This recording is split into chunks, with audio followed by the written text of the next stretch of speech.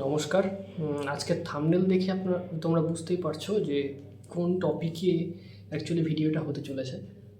এটা অ্যাকচুয়ালি তাদের জন্য যারা আমাকে প্রতিনিয়ত আমাকে কমেন্টের মাধ্যমে জানায় বা পার্সোনালি মেসেজ করে যে দাদা আমার বয়স বেড়ে যাচ্ছে, আমার এত বছর 26+ হয়ে গেছে বা 28+ হয়ে গেছে, আমি কি ব্যাংকিংয়ের জন্য প্রিপারেশন নেব বা নিলে কতটা কীভাবে প্রিপারেশান নিতে হবে যাতে আমি খুব তাড়াতাড়ি চাকরিটা পাই।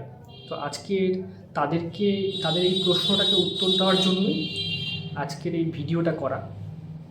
অ্যাকচুয়ালি দেখো, ব্যাংকিং এক্সামে যারা জেনারেল ক্যাটাগরি থেকে বিলং করে তারা যখন প্রিপারেশান নেয়, তাদের ক্লারিক্যাল লেভেলের যে এক্সামগুলো হয় তার সর্বোচ্চ বয়সসীমা হচ্ছে 28 বছর।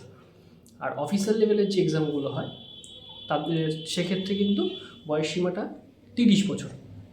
এবার তুমি যদি ওবিসি বা এসসি এসটি থেকে বিলং করো তাহলে প্রতি ক্ষেত্রেই তোমার কিন্তু বয়সে কিছুটা ছাড় রয়েছে, ঠিক আছে। সেক্ষেত্রে ওবিসিদের ক্ষেত্রে 3 বছর এবং এসসি এসটিদের ক্ষেত্রে 5 বছরের একটা ছাড় রয়েছে। এবার প্রশ্ন হচ্ছে যে তুমি যে ব্যাংকিংয়ে প্রিপারেশান নেওয়া শুরু করবে, ঠিক আছে, দেখা যাচ্ছে তোমার বয়স এখন 27 বছর। আমি একজন জেনারেল ক্যান্ডিডেটের কথা বলছি, ধরো তার বয়স হচ্ছে 27 বছর, তাহলে তার ক্লারিক্যালের জন্য 1 বছর বাকি, মানে 28 বছর হতে গেলে তার 1 বছর বাকি, এবং অফিসার লেভেলের যে এক্সামগুলো রয়েছে তার জন্য আরও 3 বছর বাকি, ঠিক আছে। সে যদি জেনারেল ক্যাটাগরির হয়, তাহলে দেখো একটা জিনিস ভালো করে বুঝতে হবে, এই একটা বছর মানে 27 থেকে 28 যে তোমাকে যে এজ ব্যারিয়ারটা দেবে, সেই সময়ের মধ্যে তোমার কাছে কতগুলো এক্সাম থাকছে সেটা তোমাকে একটু ভালো করে ভাবতে হবে। দেখো, ব্যাংকিংয়ের জন্য যে সিজনটা চলে, যখন এক্সামগুলো পরপর হতে থাকে, যদি কোনো রকম সমস্যা কোনো কিছু না হয় তাহলে মোটামুটিভাবে ক্লারিক্যাল লেভেলে 3টে এক্সাম কিন্তু তোমরা দেখতে পাবে, এবং পিওর ক্ষেত্রেও 3টে এক্সাম তোমরা দেখতে পাবে শুধুমাত্র ব্যাংকিংয়ের জন্য। ইন্স্যুরেন্স সেক্টরের কথাগুলোই বাদ দিচ্ছি। তাহলে দেখো, এই ক্লারিক্যাল লেভেলের জন্য তুমি 3টে এক্সাম পাচ্ছ, তার মানে তোমার হাতে কিন্তু 3টে অপশান হলো। তোমার বয়স 27 বছর, তোমার লাস্ট একটা সিজনই তোমার হাতে পড়ে রয়েছে, কিন্তু সেক্ষেত্রে তোমার ক্লারিক্যাল লেভেলের জন্য 3টে অপশান রয়েছে। সেমভাবে তোমার পিওর ক্ষেত্রেও কিন্তু অপশান রয়েছে। তো এবার এই তিনটে করে যে তোমার কাছে অপশান রয়েছে, সেগুলো নিয়ে যখন তুমি আলোচনা করবে, তুমি যখন পরীক্ষা দেবে, তখন তোমাকে বুঝতে হবে যে তুমি কীভাবে পড়াশোনাটা নিজেদের মধ্যে করবে। এবার নিজের ক্ষেত্রে পড়াশোনাটা যখন তুমি শুরু করছো পড়াশোনাটা, সেক্ষেত্রে তোমার কিন্তু সেই অপশানটা ভেবে নিয়ে শুরু করতে হবে যে তোমার হাতে টাইম কম, তোমার হাতে 1 বছর টাইম বা তোমার হাতে ম্যাক্সিমাম 3 বছর টাইম থাকছে। তো সেই রকম ভাবনা চিন্তা নিয়ে এক্সামটা জন্য প্রিপারেশান নেওয়াটা শুরু হবে, ঠিক আছে।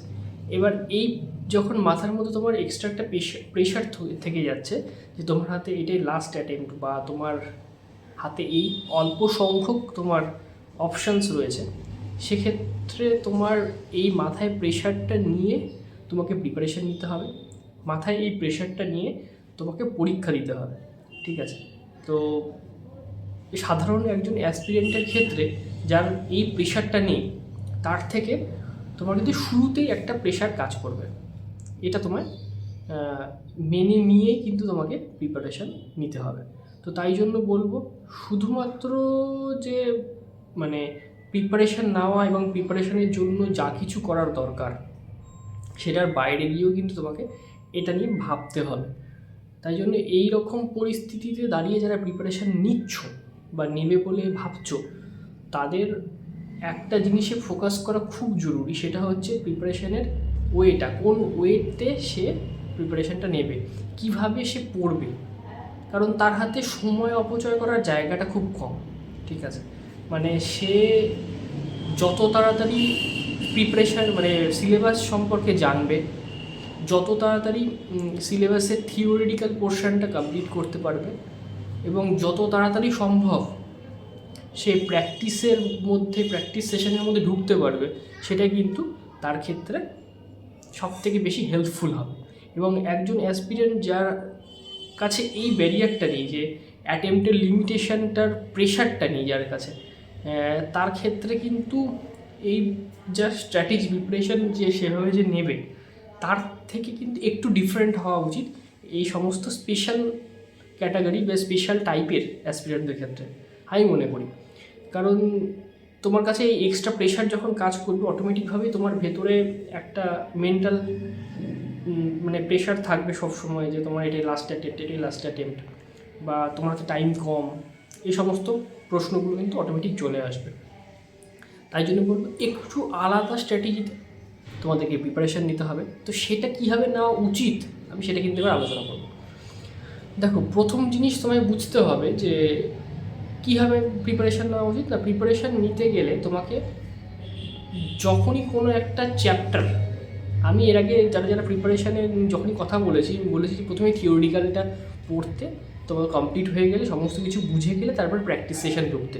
কিন্তু এই সমস্ত স্টুডেন্টদের ক্ষেত্রে আমি বলবো যে সেক্ষেত্রে বলবো যে তোমাদের প্রিপারেশনে যখন তুমি একদম থিওরিটিক্যাল পোর্শনটা পড়বে তার সাথে সাথে তোমাকে প্র্যাকটিসটাও কিন্তু শুরু করতে হবে। মানে সাধারণ স্টুডেন্ট যাদের ক্ষেত্রে এই প্রেশারটা নেই তারা যখন শুরু করছে, যখন প্র্যাকটিসটা শুরু করছে থিওরিটা শেষ হওয়ার পরে, কিন্তু তোমার ক্ষেত্রে মানে যাদের ক্ষেত্রে এই প্রেশারটা রয়েছে তাদেরকে বলবো তোমরা প্রিপারেশানের সাথে সাথে মানে যখনই তুমি কোনো একটা চ্যাপ্টার কমপ্লিট করছো তোমার থিওরির পোর্শনটা, তখনই কিন্তু সাথে সাথে তোমাকে প্র্যাকটিসটাও শুরু করতে হবে। মানে তুমি নাম্বার সিস্টেম পড়লে নাম্বার সিস্টেম প্র্যাকটিস করলে, অ্যারিথমেটিকের প্রফিট অ্যান্ড লস তুমি পড়লে, থিওরিটা জানলে, সাথে সাথে প্র্যাকটিসও শুরু করলে, তাতে কী হবে, তাহলে তোমার মানে টাইম ডিউরেশনটা মানে প্র্যাকটিসের স্পিডটা তুলতে যে ন্যূনতম টাইমটা লাগে সেইটা কিন্তু অনেকটা কভার হতে থাকবে। সেটা কি তাছাড়া কিন্তু খুব মানে এই টাইমের ব্যাপারটা কিন্তু রয়েছে, এটা প্রতিটা সাবজেক্টের ক্ষেত্রে, শুধুমাত্র আমি ওয়ান্টের জন্য একটা উদাহরণ দিলাম সেটা নয়, এর পাশাপাশি রিজনিং বলো, ইংলিশ বলো, সমস্ত সাবজেক্টের ক্ষেত্রে কিন্তু এই বিষয়টা তোমাকে কাজে লাগাতে হবে। তো তোমরা যারা এই প্রেশারগুলো নিয়ে যারা দীর্ঘদিন ধরে আমায় প্রশ্ন করছিলে, আশা করি তারা উত্তর পেয়ে গেছো কীভাবে পড়বে এবং কি করবে না করবে। তো এই বিষয়টা মাথায় রেখে কিন্তু আমি সবার জন্যই ভিডিওটা করলাম। তো যাই হোক, ভিডিওতে একটা কথা সবার শেষে বলবো যে যারা চ্যানেলে নতুন তারা অবশ্যই চ্যানেলটিকে সাবস্ক্রাইব করে দিও, আর ভিডিও ভালো লাগলে অবশ্যই একটা লাইক করো। তো তোমরা আশা করছি যে ভিডিওটা তোমরা সবাই শেয়ার করো, যাদের এই সমস্যাগুলো আছে তাদের সাথে কিন্তু অবশ্যই ভিডিওটা শেয়ার করো। তো চলো, আজকের ভিডিওটা এই পর্যন্তই, দেখা হচ্ছে নেক্সট ভিডিওতে।